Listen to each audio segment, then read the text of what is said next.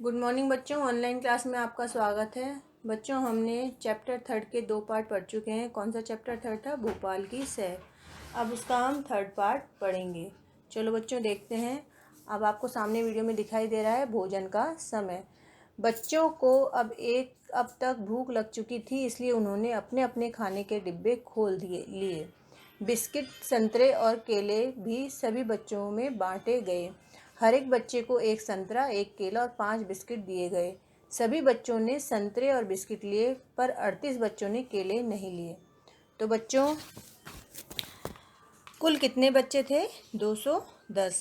प्रत्येक बच्चे को एक संतरा, एक केला और 5 बिस्किट दिए गए। तो कुल संतरे हो गए जो बच्चों को दिए गए 210 गुणा 1। तो कितने बच्चे, यानी टोटल 210 संतरे बच्चों को बांटे गए। ठीक है ना, क्योंकि टोटल बच्चे कितने थे? 210 और एक एक संतरा दिया गया उनको। ठीक है ना बच्चों। हमें दिया गया है कि कुल 38 बच्चों ने केले लेने से मना कर दिया। तो कुल बच्चे जिन्होंने केले लिए, तो टोटल बच्चे कितने थे हमारे? 210। और कितने बच्चों ने मना कर दिया? 38।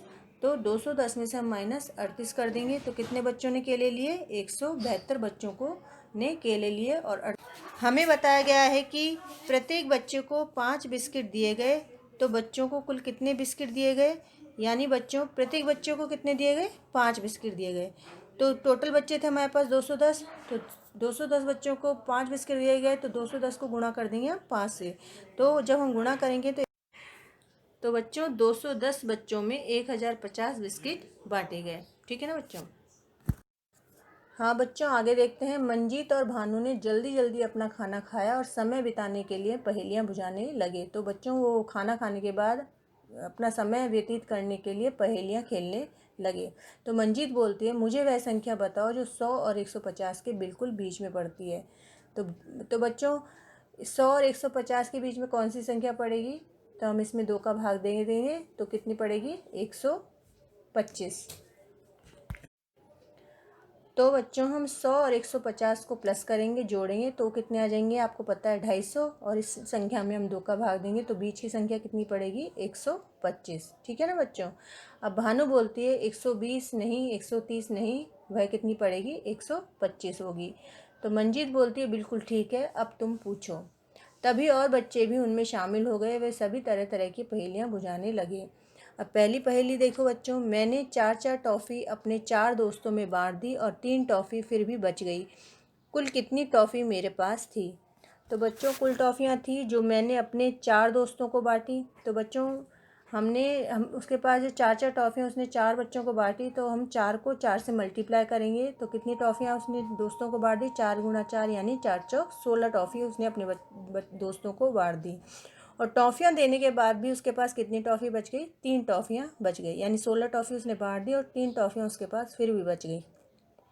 तो मेरे पास कुल टॉफ़ियाँ होंगी बराबर कुल टॉफ़ियाँ जो दोस्तों को दी प्लस कुल टॉफ़ियाँ जो मेरे पास बची। तो दोस्तों को उसने कितनी दी? 16 टॉफ़ियाँ। और उसके पास कितनी टॉफ़ी बची? 3 टॉफ़ियाँ बची। तो 16 + 3 कितनी हो गई? 19 टॉफ़ियाँ उसके पास टोटल थी। अब दूसरी पहेली देखो बच्चों। 3, 5 और 7 अंकों को मिलाकर तुम कितनी संख्याएं बना सकते हो? तुम 357 और 537 बना सकते हो। इसके अलावा और क्या बन सकती है? तो 3, 5 और 7 को मिलाकर अपन ये संख्याएं और बना सकते हैं। 375, 375, 573, 573, 735, 735 और 753, 753। आया बच्चों समझ में? अब तीसरी पहेली देखो। एक संख्या में 8 जोड़ दिया जाए तो वह दुगनी हो जाएगी, तो वह संख्या क्या होगी? अब बच्चों, हमको एक संख्या बतानी है जिसमें 8 प्लस करने। तो बच्चों, वो संख्या 8 ही होगी, क्योंकि जब 8 में जब हम 8 जोड़ेंगे, यानी जब 8 को दुगनी करेंगे, यानी 8 को 2 से मल्टीप्लाई करेंगे तो कितनी हो जाएगी? वो 16। तो वो संख्या हमारी होगी 8, जिसमें हम 8 जोड़ेंगे तो हमारे पास संख्या बनेगी 16। ठीक है ना बच्चों। हाँ बच्चों, अब अगली पहेली देखते हैं। ऐसी संख्या सोचिए जो 2, 3 और 5 से भाग हो जाए और 25 और 50 के बीच हो। तो बच्चों देखते हैं। संख्याएं जो 25 और 50 के बीच में तथा जिनमें 2 का भाग जा सकता है। तो बच्चों 25 और 50 के बीच में वो कौन सी संख्या है जो जिसमें 2 का भाग जाएगा? तो आप बच्चे जानते हैं 2 का भाग किन संख्या में जाती है? जो सम संख्याएँ होती हैं। सम संख्या आपको पता ही है जिनमें 2 का भाग जाता है। 2, 4, 8, 6, ये 0, ये कौन सी होती हैं? सम संख्याएँ होती हैं जिनमें 2 का भाग जा सकता है। और 25 और 50 के बीच वे संख्याएँ कौन सी हैं?